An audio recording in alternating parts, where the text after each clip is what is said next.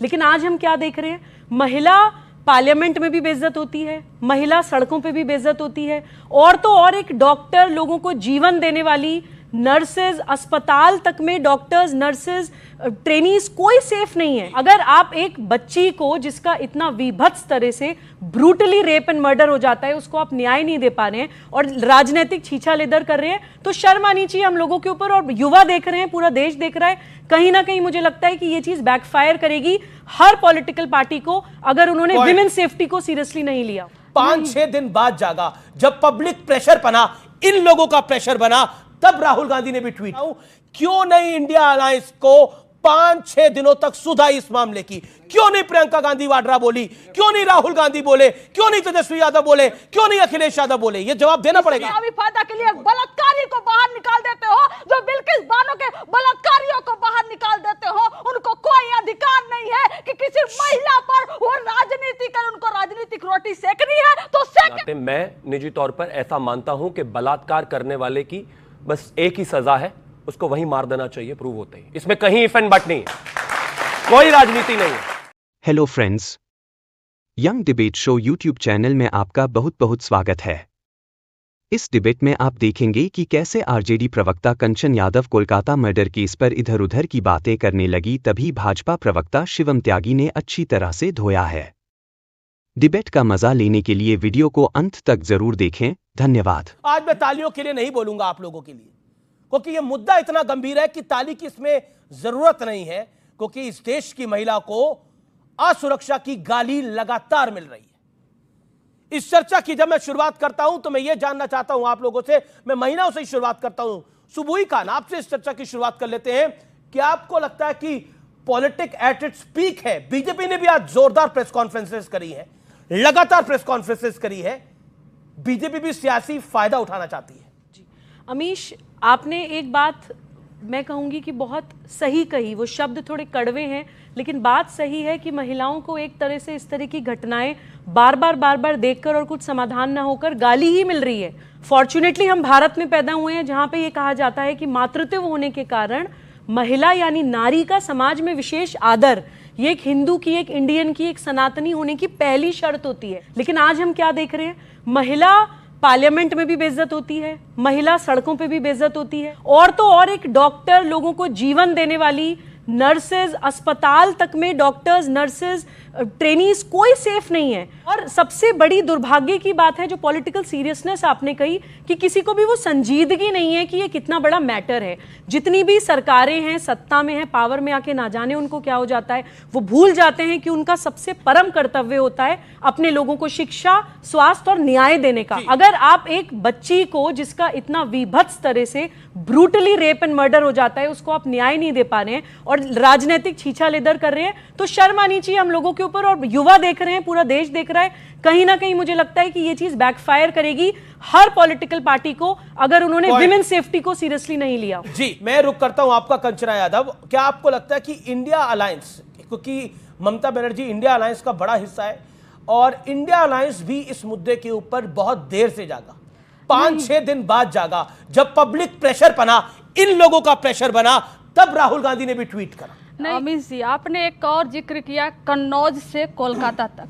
ये इशू सिर्फ कन्नौज से कोलकाता तक सीमित नहीं है। महिला सुरक्षा, महिला असुरक्षा पूरे देश में फैल गई। हम क्यों भूल जाएं, कल ही हुआ बिहार के मुजफ्फरपुर में एक 16 साल की दलित लड़की को उसके परिवार वालों के सामने उठा लिए, गैंगरेप करके मार दिए हुआ। लेकिन हम ये नहीं कहेंगे ये तेरा मर्डर, ये मेरा मर्डर, ये तेरा रेप, ये मेरा रेप। मैं ये नहीं कहूंगी, मैं कहूंगी ये घटना कहीं भी हो, ये बिहार में हो, ये यूपी में हो, ये बंगाल में हो, ये तमिलनाडु में हो, ये लद्दाख में हो, ये केरल में हो, ये घटना कहीं भी हो, ये घटना नहीं होनी चाहिए। महिलाओं को सुरक्षा होना चाहिए, उनको इक्वली राइट मिलना चाहिए, उतना ही वो फ्रीडम फील करे 12 बजे रात को या 2 बजे रात को जितना एक पुरुष फील करता है। बहुत अच्छी आपने बात बोली। आपने बोला मैं इसमें पॉलिटिक्स को नहीं लेकर आऊंगी, आपने बोला मैं इसको पॉलिटिक्स में नहीं लेकर आऊंगी, लेकिन आप बिहार चले जहां एनडीए का शासन है, वहां पर यह कांड हुआ। लेकिन मैंने आपसे जो पूछा, और यह प्रश्न मेरा नहीं है, इस देश के युवाओं का प्रश्न है, और मैं उनकी आवाज बन के आपसे यह सवाल पूछ रहा हूं, क्यों नहीं इंडिया अलायंस को 5-6 दिनों तक सुधा इस मामले की। क्यों नहीं प्रियंका गांधी वाड्रा बोली, क्यों नहीं राहुल गांधी बोले, क्यों नहीं तेजस्वी यादव बोले, क्यों नहीं अखिलेश यादव बोले? ये जवाब देना पड़ेगा आपको। पहले दिन से बोल रहे हैं लेफ्ट के इधर है, बताएंगे, प्रोटेस्ट कर रहे हैं, जो राम और वाम कह रही हैं। लेकिन जो राम रहीम को जो रिहा कराते हो हरियाणा चुनाव के लिए, 2 महीने में जहां चुनाव है, जो 7 साल में 235 दिन राम रहीम को जेल को बाहर रखते हो, जो अपने चुनावी फायदा के लिए बलात्कारी को बाहर निकाल देते हो, जो बिल्किस बानो के बलात्कारियों को बाहर निकाल देते हो, उनको कोई अधिकार है कि किसी महिला पर वो राजनीति कर, उनको राजनीतिक रोटी सेकनी है तो सेके, लेकिन हमारी असुरक्षा पर नहीं, उसको फांसी पर टांगो। जी कंचना जी, सुरक्षा पर राजनीति नहीं करने देंगे कि यूपी में हुआ, कहां पर हुआ, अखिलेश ने किया कि उन्होंने किया। अगर ऐसा है तो नीतीश कुमार से रिजाइन मांगिए। ठीक है, नीतीश ओके। कुमार से मांगिए। शिवम, अब आपने अपनी बात को रखा, अपनी वाणी को विराम दीजिए। अब आपने अपनी बात को रखा। शिवम त्यागी, राम और वाम तक तो यह मामला गया, लेकिन इस देश के आम जनमानुस के मन में भी यह मामला गया।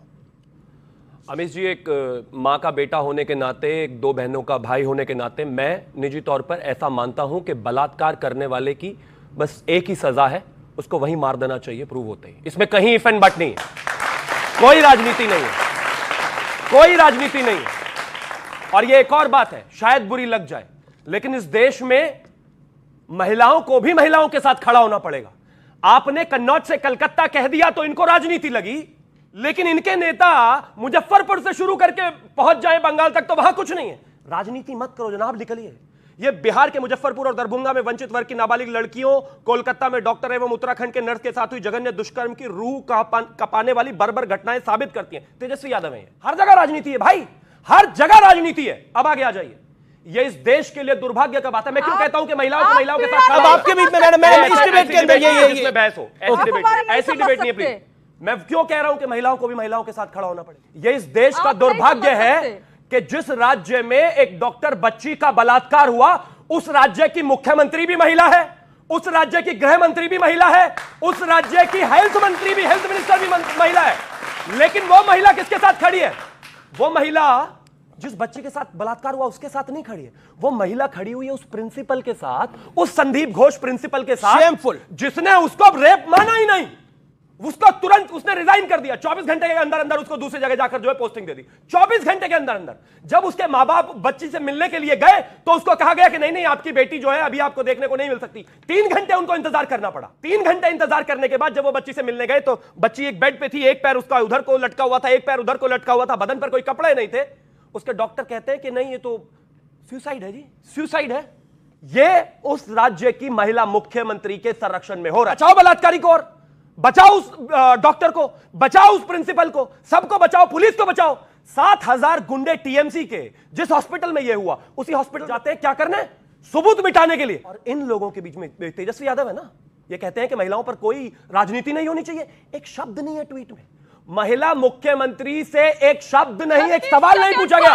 यही प्रॉब्लम है राजनीति की, राजनीति नहीं होनी चाहिए। मैं कहता हूं मैडम मणिपुर में किसी ने डिफेंड करा था, मणिपुर को किसी ने डिफेंड नहीं करा था।